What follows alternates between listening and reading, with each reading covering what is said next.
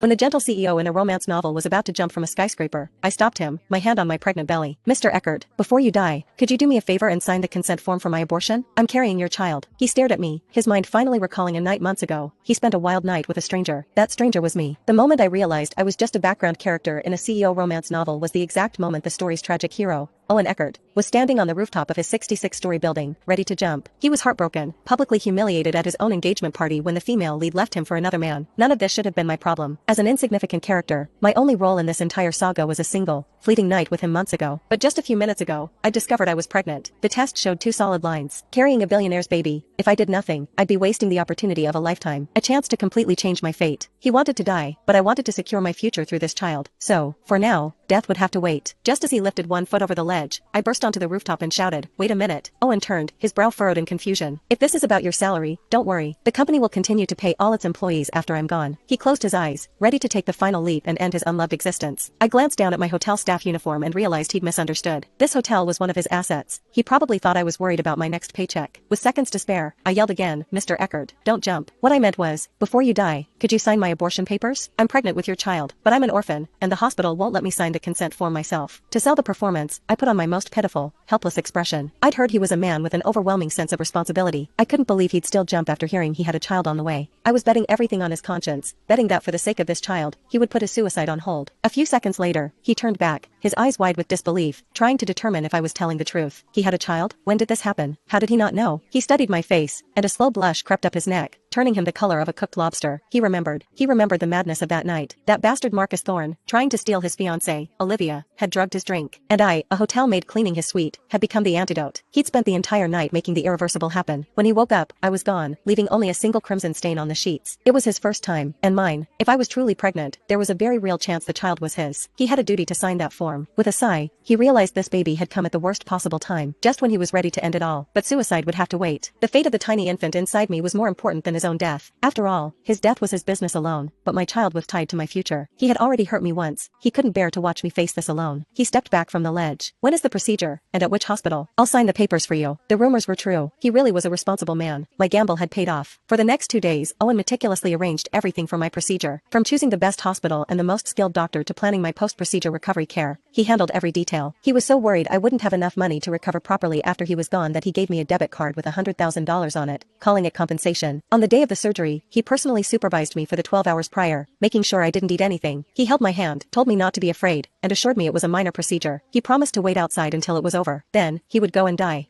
After signing the consent form, he gave me a small wave, as if sending me off to a battlefield. "Go on. If there are no surprises,